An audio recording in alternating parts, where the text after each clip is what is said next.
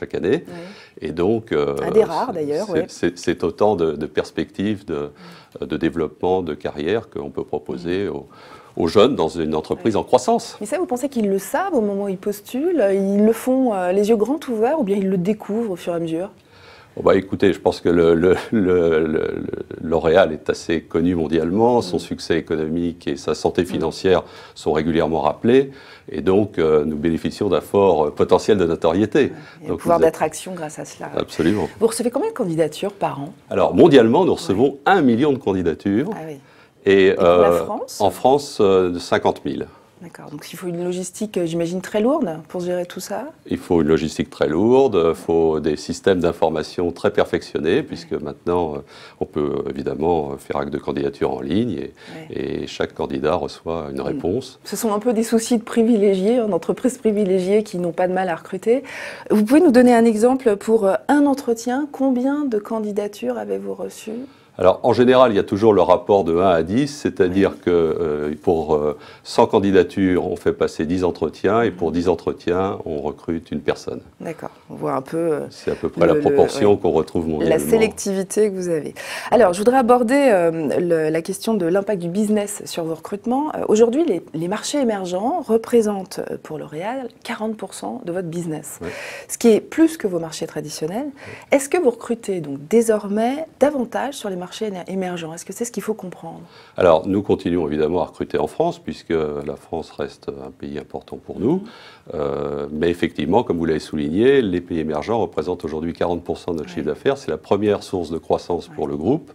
L'Europe de l'Ouest, 36%, et les États-Unis, 24%.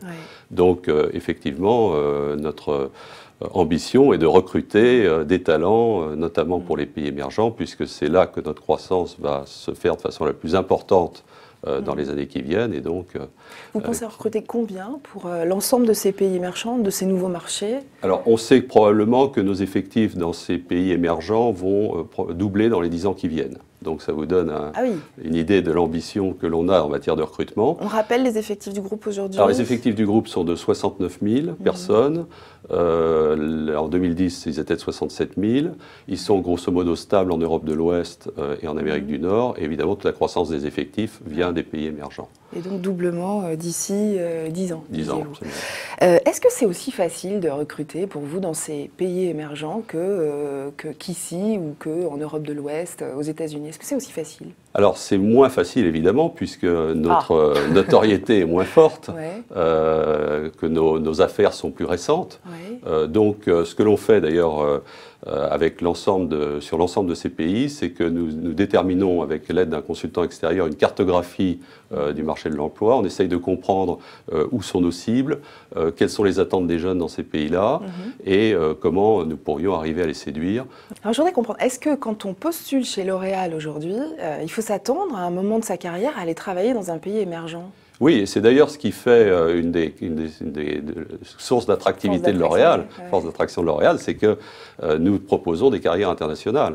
Il y a aujourd'hui, sur les 69 000 personnes, il y a près de 900 personnes qui travaillent en dehors de leur pays d'origine. Ah oui, quel que soit leur pays. Quel que soit leur pays, qui sont expatriés dans un autre pays que le leur. En même temps, c'est pas beaucoup par rapport aux 69 000 personnes du groupe, me disiez-vous? Oui, mais nous expatrions plutôt des cadres, évidemment, donc c'est ramener à la population des cadres, ça représente quand même quelque chose de relativement important.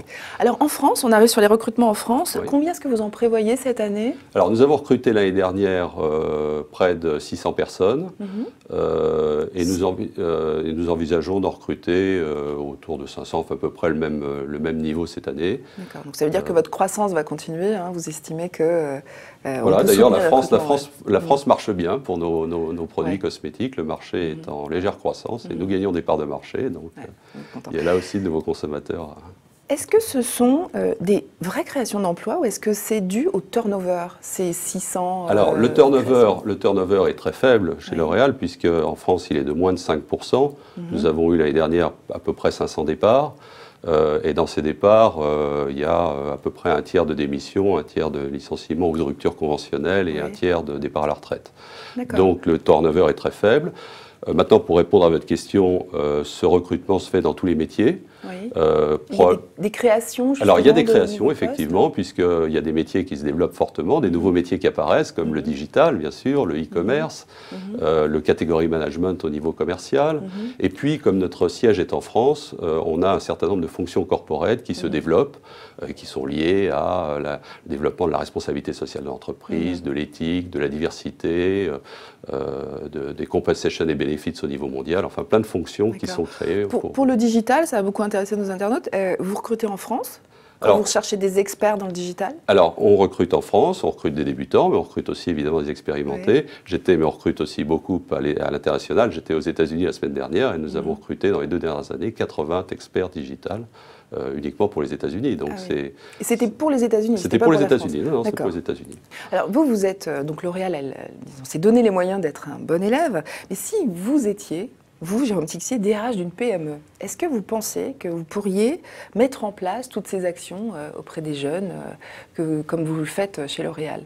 C'était ça un peu le sens de ma question. Qu'est-ce qu'on peut faire pour débloquer ce problème du chômage en France? Alors, des jeunes. Il est certain que nous avons des moyens particulièrement importants et qu'il paraît de notre responsabilité d'allouer un certain nombre de nos moyens à la communauté. Donc la formation et le recrutement des jeunes en fait partie. Je crois qu'il faut que les entreprises s'ouvrent effectivement beaucoup en termes de diversité dans leur recrutement. Il y a un certain nombre d'actions qui sont menées auxquelles on participe et ce n'est pas forcément la taille de l'entreprise qui conditionne la participation à ces événements. C'est aussi l'engagement des collaborateurs dans le tutorat et la formation des jeunes. Et c'est donc tout un certain nombre de mesures qui peuvent être prises soit par l'entreprise, soit par les collaborateurs pour apporter leur contribution à l'insertion des jeunes dans le monde du travail.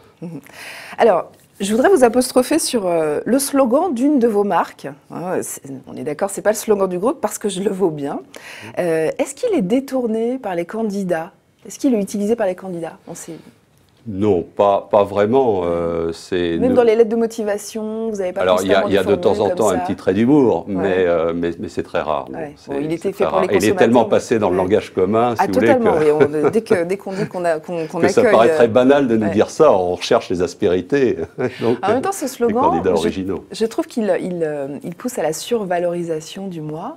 Et il me semble que vous, chez L'Oréal, vous aimez les gens ambitieux et vous le dites. Absolument, absolument, parce que compte tenu de nos objectifs de croissance, compte tenu de notre nécessité de conquête de nouveaux consommateurs partout dans le monde, on a besoin de personnes, de jeunes ambitieux qui ont de la vision et qui ont envie de... Qu'est-ce qui vous intéresse chez ces ambitieux? Est-ce que c'est pas leur prétention? Non, c'est